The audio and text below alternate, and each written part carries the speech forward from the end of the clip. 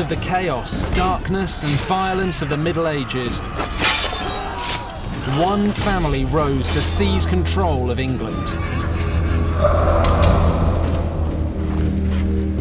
Generation after generation, they ruled the country for more than 300 years, ruthlessly crushing all competition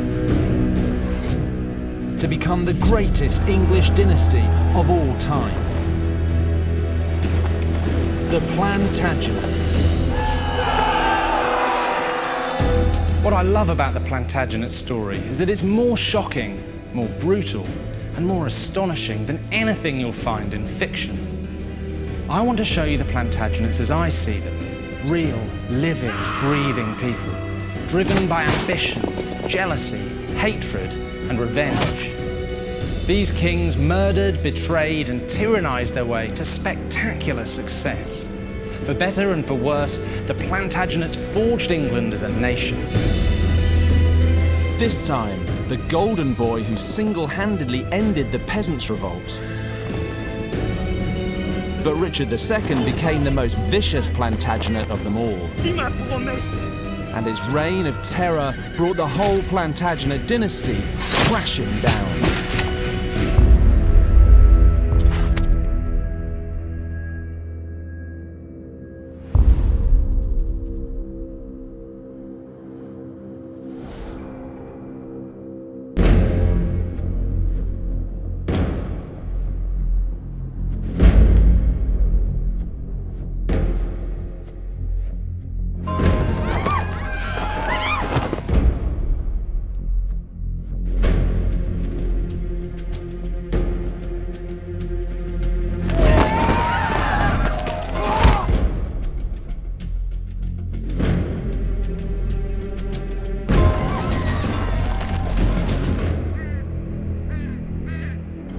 June the 11th, 1381. Two 14-year-old boys are taking refuge here at the Tower of London as murderous rebels stalk the streets outside.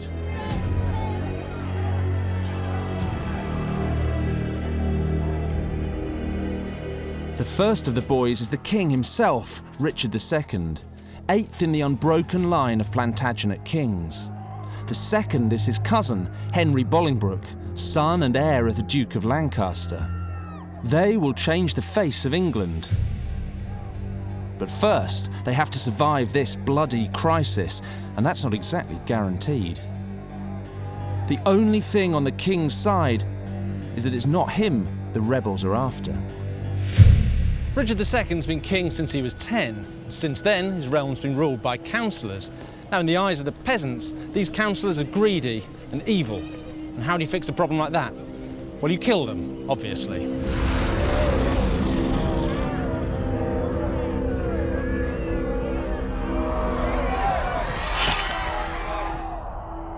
Richard's councillors are the most senior nobles in the land. Most of them have fled London. The rest are hiding in the Tower with the king. As the situation deteriorates, the most hated of Richard's councillors hatch a desperate plan. They send the young king with an entourage out of the Tower and through the streets to create a distraction. They're hoping the mob will follow so they can make their escape. But their cowardice very quickly comes back to haunt them.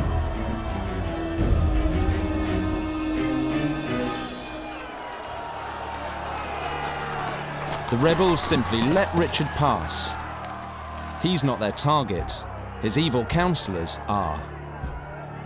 Unfortunately for young Henry Bolingbroke, his dad, John of Gaunt, the king's uncle, is one of those evil councillors, which puts Henry directly in the firing line. And worse than that, he's stuck up in the Tower with the two most hated men in England, the King's Chancellor and his Treasurer. And the rebels, massed outside these walls, can smell blood. It was probably only the King's presence that was holding them back. But he's gone now. The mob storms the gates.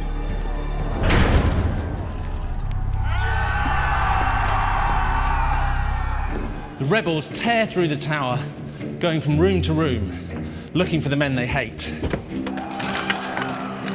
They find the treasurer, Sir Robert Hales.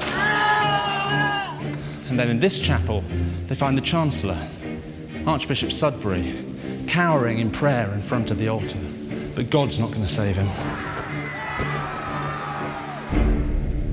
Both men are dragged out into the street, kicking and screaming in terror.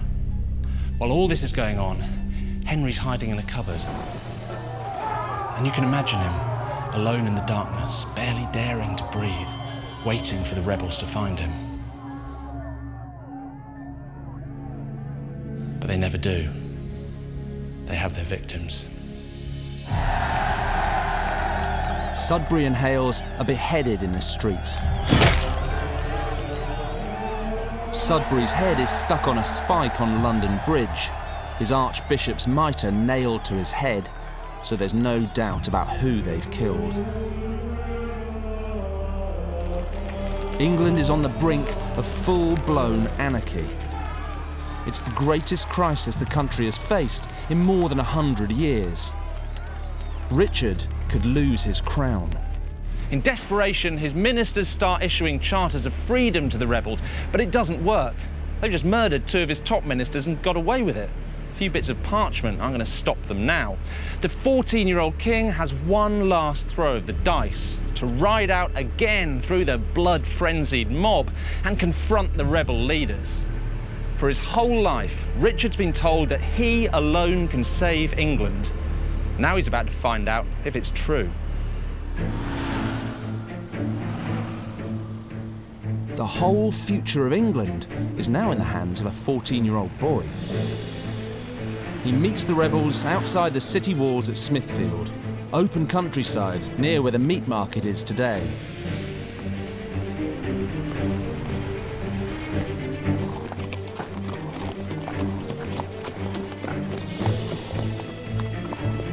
Wat Tyler, the fearsome rebel leader, comes across to make his demands.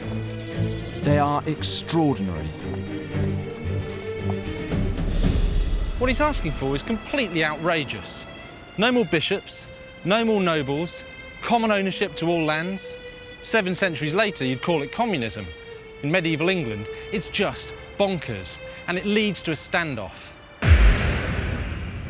There are conflicting accounts about exactly what happens next.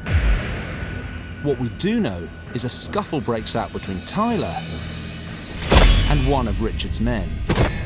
Weapons are drawn. In the struggle, Richard's man cuts the rebel leader hard across the face and neck with his sword.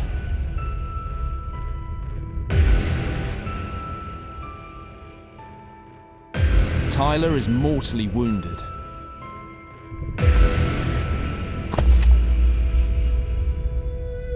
When Tyler's army of Kentish rebels see what's happening, they draw back their bows, ready to fire. And in that instant, the whole future of the English monarchy hangs in the balance.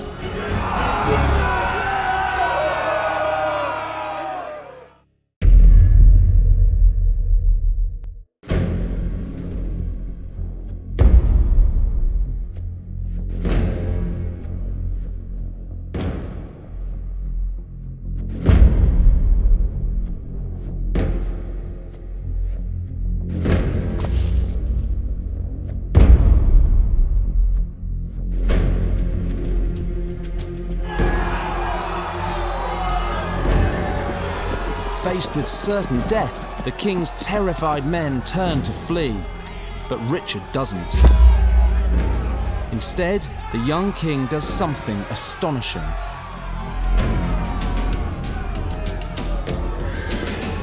The 14-year-old charges alone straight towards the rebel ranks.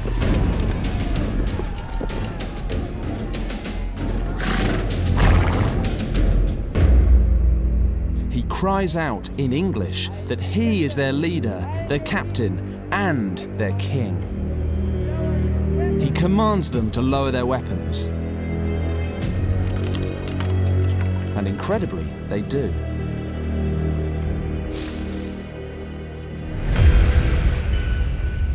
It's always been seen as an astonishing act of bravery by the young king. But I think there's more to it than that. For Richard's whole life, he's been told that he's the man to save England from terminal decline. All he's ever known is adulation. You are God's anointed king. Your people adore you. You will be mighty. After a while, that sort of thing can go to a kid's head. So when Richard rides out to meet the rebels, that's what's going through his mind. My people love me. God will protect me. And when the rebels kneel before him, it just confirms everything he's ever believed about himself. From this moment on, nothing will ever shake Richard's belief that God is on his side. He is the king, he is right, and he is invincible. When Richard orders the peasants home, they go happily, clutching their charters of freedom, safe in the knowledge that Richard is their man, their captain, their king. They are wrong.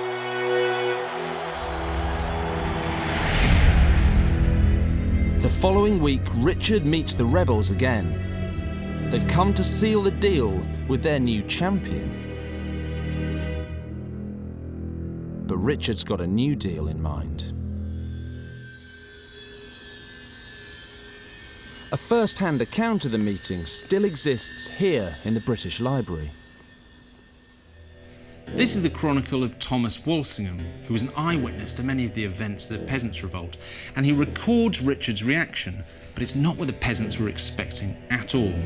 It's in Latin. Richard says, "Peasants you are, and peasants you'll remain, in permanent bondage, not as you were before, but in an incomparably harsher state." And then Richard goes on to say he's going to devote the rest of his life to tormenting the rebels so much that no one in England will ever dare to rise up again. So much for being their captain and their leader. Richard's going to be their hangman.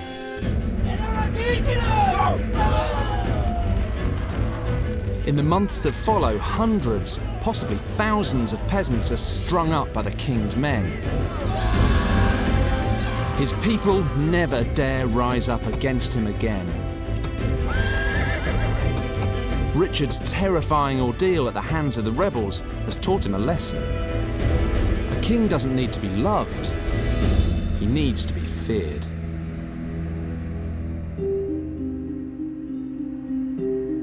By 1385, even the country's senior nobles are starting to become nervous. It's 4 years since Richard crushed the Peasants' Revolt, and he's no longer a child. He's 19, he's married to Anne of Bohemia, daughter of the Holy Roman Emperor, and he's fed up with people telling him what to do. He decides to take the lead, and from this point on, Richard's reign will be dominated by his struggle to do things his way.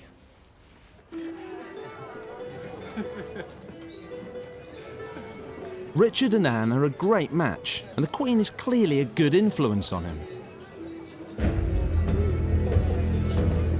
A young court of nobles springs up around them, led by the king's favourite, Robert de Vere.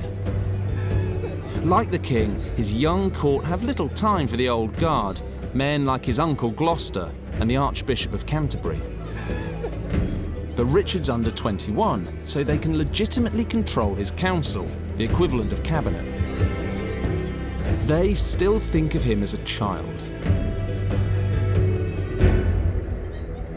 But he's not. When the Archbishop criticises Richard for keeping bad company, the king makes it crystal clear that he's not interested in his opinion anymore.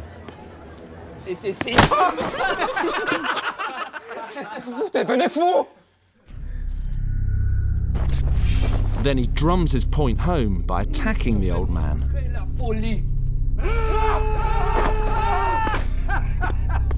He's only stopped from doing serious harm by the intervention of his uncle, Gloucester. This time, Richard climbs down. But egged on by de Vere and the others, the split between the king and his old councillors is only going to get worse. One important young noble's missing from the king's new entourage, his cousin Henry Bolingbroke, so far best known for hiding in a cupboard.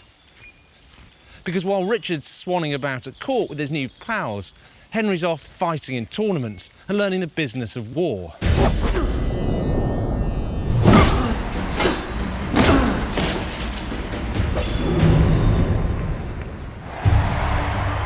And Bolingbroke stands to inherit the most powerful duchy in Richard's kingdom. So despite his absence, Henry will have far more influence on the king's reign than any of his new friends.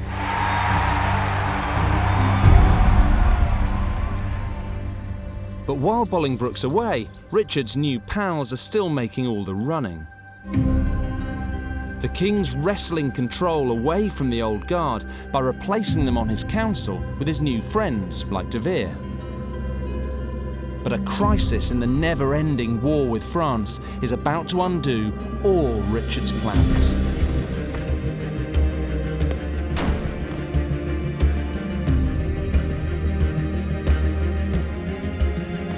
By the autumn of 1386, the French are poised to launch an invasion.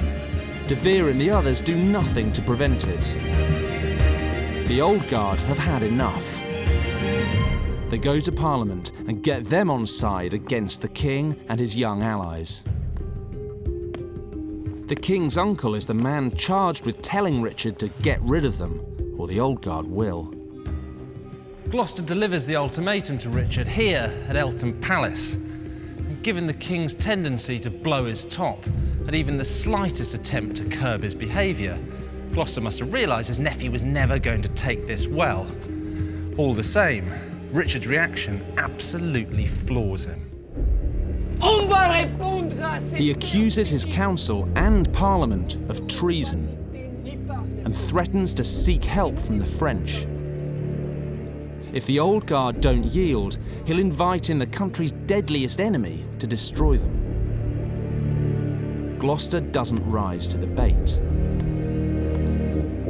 He simply asks Richard to think about his great-grandfather, Edward II. It's an explicit threat. Gloucester has called the king's bluff. In a bloodless coup, all Richard's ministers are removed. Gloucester and the old guard retake control of the council and the country. But if they think they've got Richard under control, they're dead wrong, because the king is more devious, more cunning, and more ruthless than anyone has dared to imagine. On va répondre à cette question justement. Est-ce que les actions de ce... Richard and De Vere organise a secret meeting of judges. The king sees the actions of the old guard as treason. C'est la trahison, rien de moins. Unfortunately, that's not what the law says. Richard has a simple solution to that. Change the law. No sane judge would ever agree, but then it all depends on how you ask them.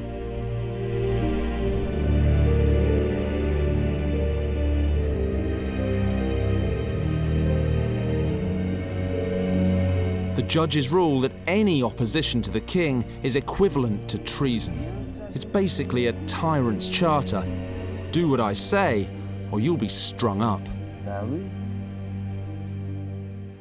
Richard thinks he's cracked it. This judgment threatens everyone. And to Richard, that's what being a king is all about. Intimidation. The old guard have a stark choice. They can let Richard's treason laws stand, in which case the king can kill them whenever he likes. Or they can raise an army against him. Unsurprisingly, Gloucester and his allies go for the second option. In response, De Vere, Richard's best pal, raises an army to defend the king. With the situation escalating, all the leading nobles have to choose a side. And that brings a decisive new player into the game. The king's cousin, Henry Bolingbroke. Until now, Henry's been pretty loyal to Richard, even if the deal with the judges was quite hard to swallow. But he can't stand De Vere. Not only has De Vere chucked his wife, who's Henry's cousin, he's also been poaching Henry's lands. Now, Henry knows De Vere couldn't have done any of this without Richard's approval, and an attack on De Vere is effectively an attack on the king. But he's had enough. And so as De Vere tries to cross Radcut Bridge here in Oxfordshire, Henry Bolingbroke is waiting for him. Henry is a battle-hardened veteran, so when De Vere's army run into Henry's troops, they basically run for the hills. De Vere flees to France. He never returns. Settling his score with De Vere means that Henry has now sided with the barons against the king. And with De Vere gone, nothing stands between them and Richard. The king is forced to offer peace talks at the Tower of London. Along with 4 other senior nobles, Gloucester, Arundel, Warwick and Mowbray, Henry heads to the Tower where Richard's waiting. They take 500 soldiers with them, just in case the king gets the mistaken idea that this is a friendly chat. On top of twisting the treason laws, they've discovered that Richard has been negotiating for peace with the French without Parliament's knowledge. They enter the Tower to confront the king and lock the doors behind them. For 3 days, Richard is locked up in the Tower with his enemies and forced to watch as the 5 of them decide what to do with him. Deposing the king is undoubtedly on the table. After all, Gloucester's already threatened Richard with it once. When the doors finally open, the king is sent to Parliament to await his fate.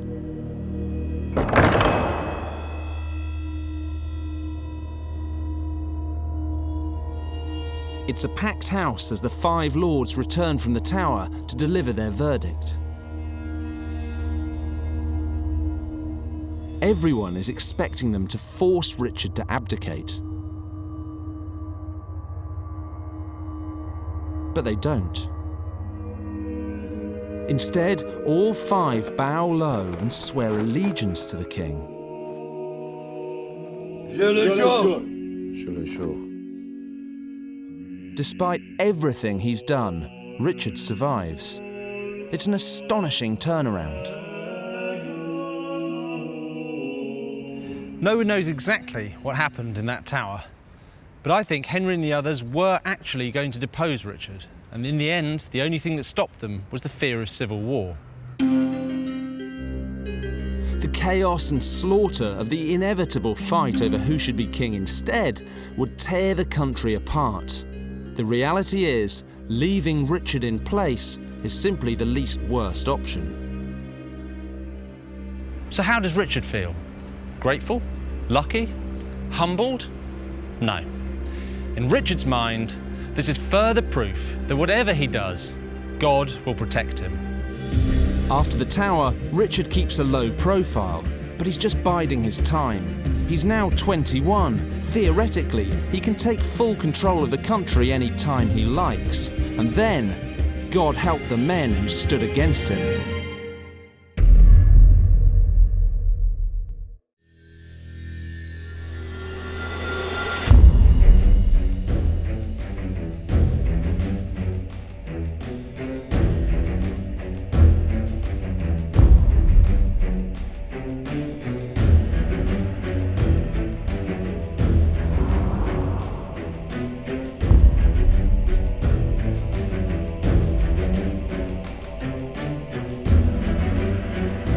With Richard in charge, the old guard probably fear the worst.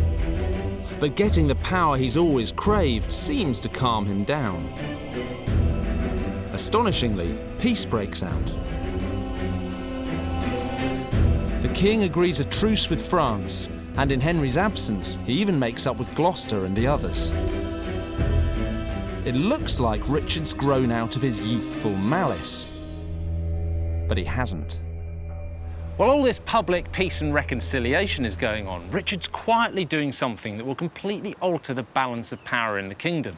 He's raising a private army in the north of England. But this isn't an army paid for or approved by Parliament. It's a band of private mercenaries with no loyalty to anyone but Richard himself. The emblem he chooses for his soldiers is the White Hart. Strange, isn't it? This is more like the behaviour of a warlord than a king. So what's he up to? Well, incredibly, more than 6 centuries on, there is a way to peer inside the mind of Richard II, and it's here at the National Gallery. This is the Wilton Diptych. It's a portrait painted for Richard at around this time. And everything you see in it, every aspect of the symbolism, is here because Richard wants it here. But even though this was painted when he was a fully grown man, he's presented here as though he was still 14 years old, the age of his greatest triumph in the Peasants' Revolt. Behind him we have the saints, St Edmund, Edward the Confessor, John the Baptist. And here we have the Virgin Mary and the baby Jesus, both looking adoringly down at Richard, giving him their blessing. But what's most interesting are these 11 angels, all wearing the symbol of the White Hart, as the symbol of Richard's private army. It's saying, even the angels wear my badge. God is on my side. This is a painting of a man who truly believes he can do whatever the hell he wants.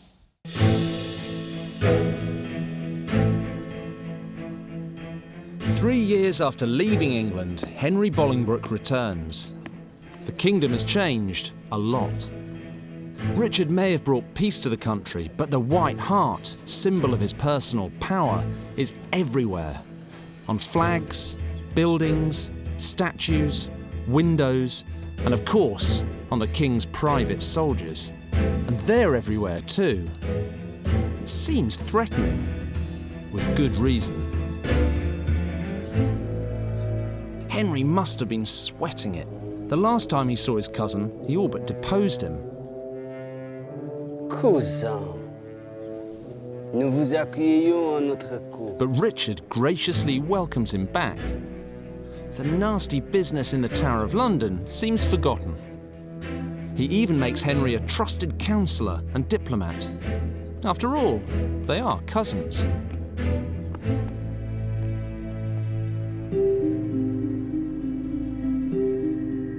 Despite Richard's disturbing track record, he's now ruled his country in his own right peacefully for more than 5 years. But all that's about to change.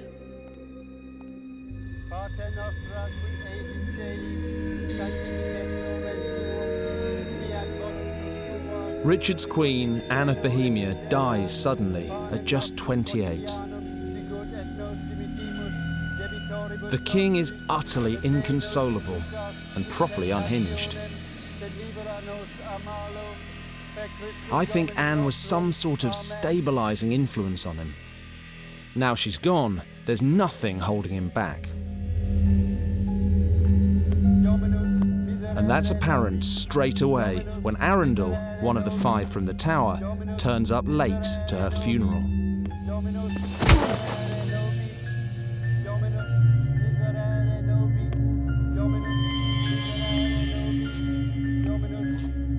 The peace-loving image the king's cultivated is ripped away.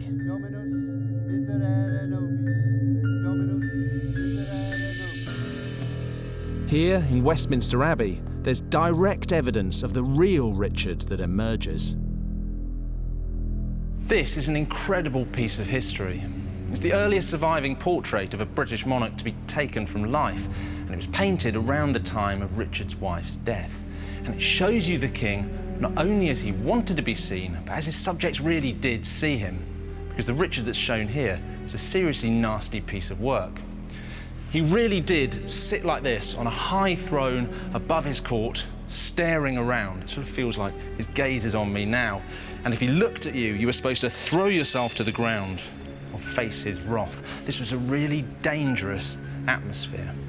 But I don't think this is a new personality. Richard's always had this in him. Think about his bloody crushing of the Peasants' Revolt, his attack on the Archbishop, his abuse of the treason laws, his build-up of a private army. I think Richard's always been a tyrant.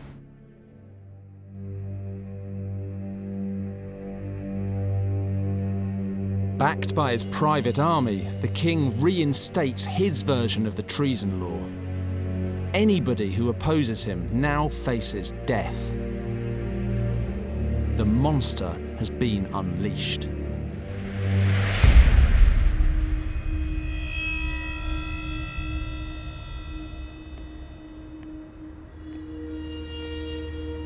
"10 years earlier, in that tower over there, 5 men humiliated the king and threatened to rip his crown away from him. Now, one way or another, Richard's going to crush them. This is a vendetta, pure and simple. Richard's tried being a nice guy. He didn't like it. As one chronicler of the time wrote, this is the year that Richard's tyranny began."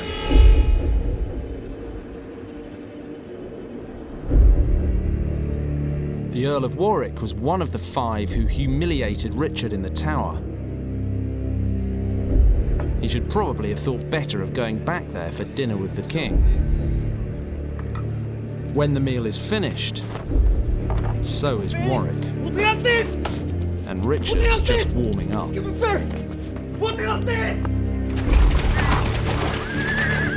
Gloucester was the ringleader of the 5 who threatened him.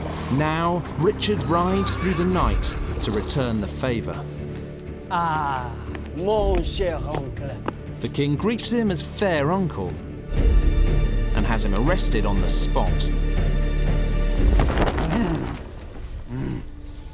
Gloucester is packed off into the custody of Thomas Mowbray, another of the 5.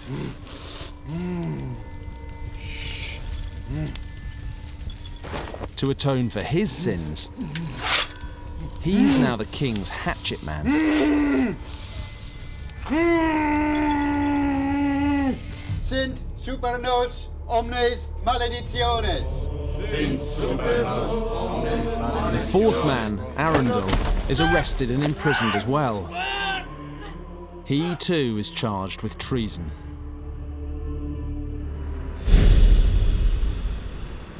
Gloucester, Warwick and Arundel have their trials set for a parliament in Westminster. Just like today, Westminster Hall's under construction, so Parliament's held in a wooden hall next door. It opens with a sermon from Ezekiel. There'll be one king over them all. And indeed there is, because towering above them on a specially built high throne is Richard, with 300 of his White Hart archers at his back. The message is simple: you're either with the king or you're against him. There is no politics now, just life or death.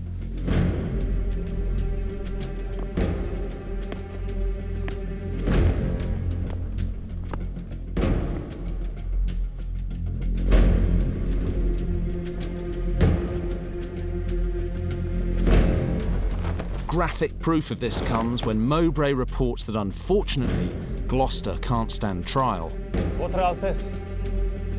on account of being dead.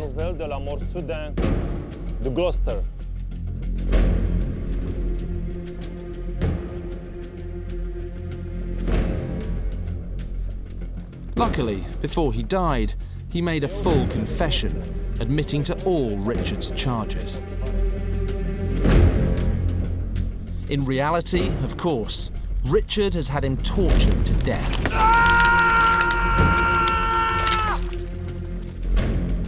Henry Bolingbroke was the 5th man in the tower, and not for the first time. He has to choose a side.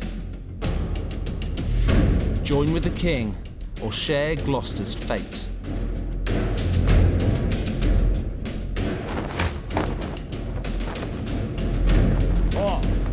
Henry chooses life. He makes a speech condemning his old ally, Arundel. Arundel is sentenced to death. Warwick, banished for life. Of the 5 who stood against the king, only Henry and Mowbray remain. And they must know they're not safe. The king has just murdered his own uncle, a royal duke. Anybody could be next.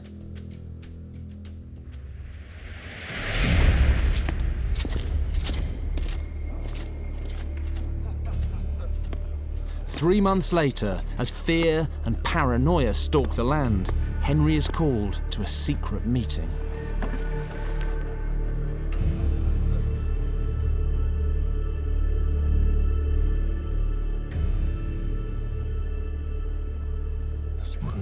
partir ensuite. Mowbray tells him that the king is plotting against them. Mowbray may well be telling the truth, but this could easily be a trap. Et vous aurez bientôt ma réponse. Henry can't risk it. He goes straight to the king and denounces Mowbray. But since it was a private conversation, there are no witnesses to prove who is telling the truth. This is perfect for the king. He declares the case can't be proven and exiles them both. Henry for 10 years, Mowbray for life. In one fell swoop, the last 2 of the 5 from the tower are gone. Richard's revenge is complete. He believes no one can challenge him. But Henry Bolingbroke will now be watching the king's every move from exile in France. Richard should have killed him. What happens next shows just what a ruthless tyrant Richard's become. With Bolingbroke and Mowbray out of the way, Richard sends his thugs round to the houses of all the other nobles he suspects and forces them to put their seals on pieces of blank parchment. Once he has those, he can write on them pretty much anything he wants. I'll give the king £10,000. I'll leave the king my lands and all my castles. I am a traitor. If anyone puts a foot out of line, or even if they don't, Richard can destroy them.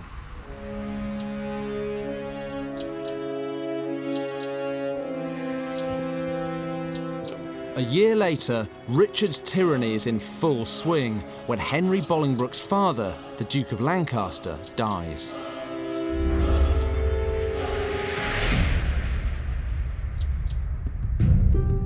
This is what remains of Pontefract Castle in Yorkshire.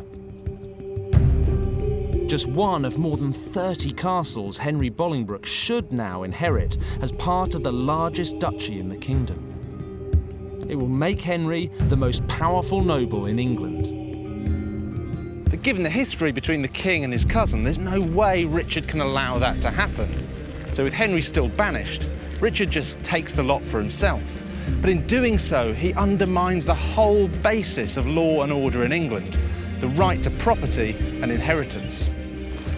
And he's given Henry Bolingbroke the excuse he's been waiting for to take the king down.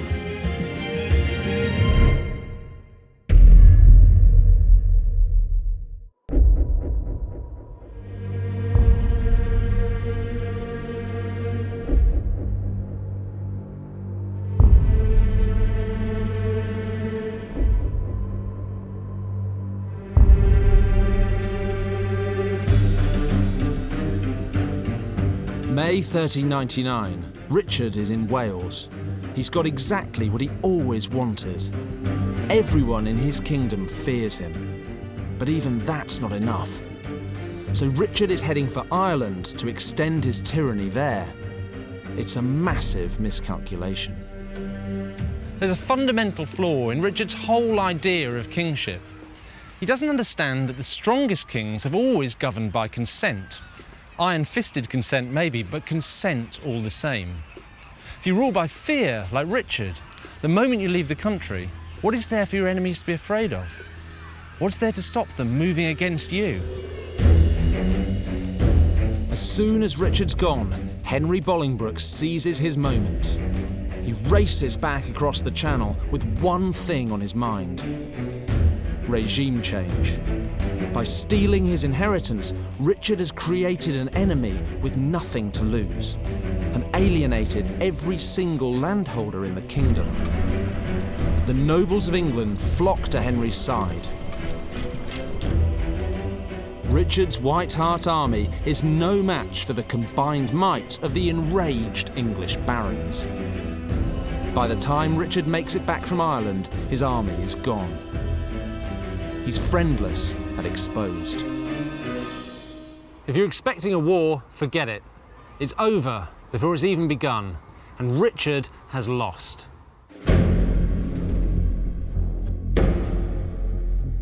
The king is forced to surrender to his cousin.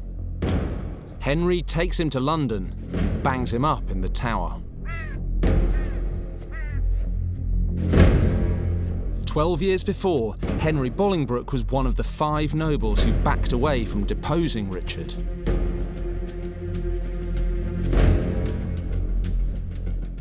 He won't make the same mistake again.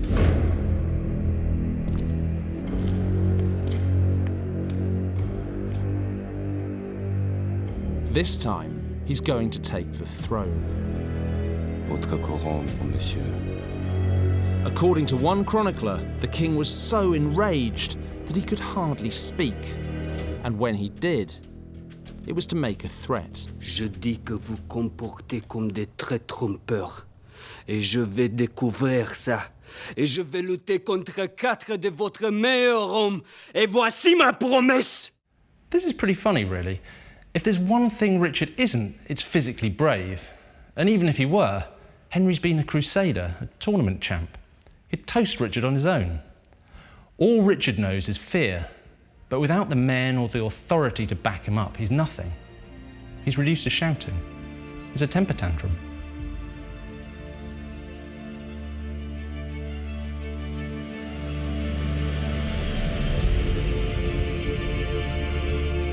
The next day, in Parliament, 250 years after the first Plantagenet king claimed and won the English crown, In the name of the Father, Henry Bolingbroke Son, formally claims his Holy cousin's Ghost. throne.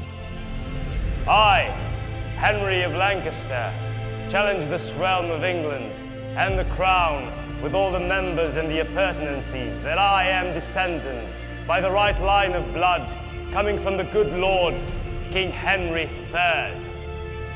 By claiming the throne not in Latin or French, but in English, the first king to do so since the Norman conquest, Henry's sending a very clear message. I am not like Richard. His tyranny is over.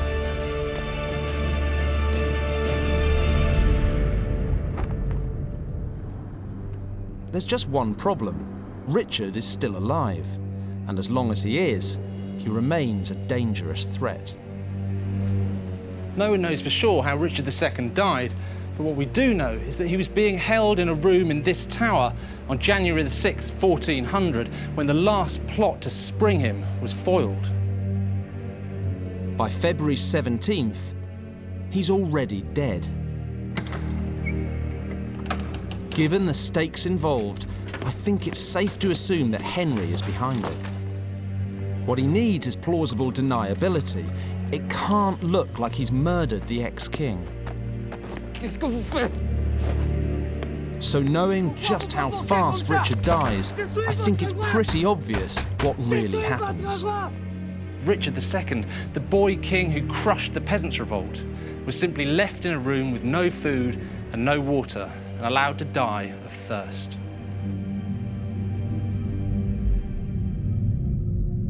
It's a grim way to die. As his kidneys shut down, his blood thickens, and ear-splitting headaches set in. Richard would have had plenty of time to think about his mistakes.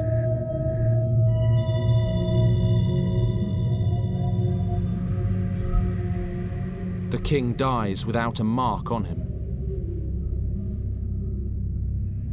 So technically no one, especially not the new king, has blood on their hands. Richard II is dead. It's the end of one of the greatest periods in British history.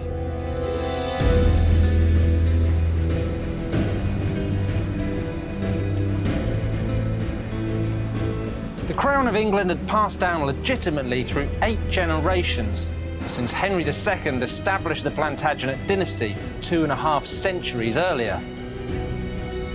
Henry IV's coronation ends that.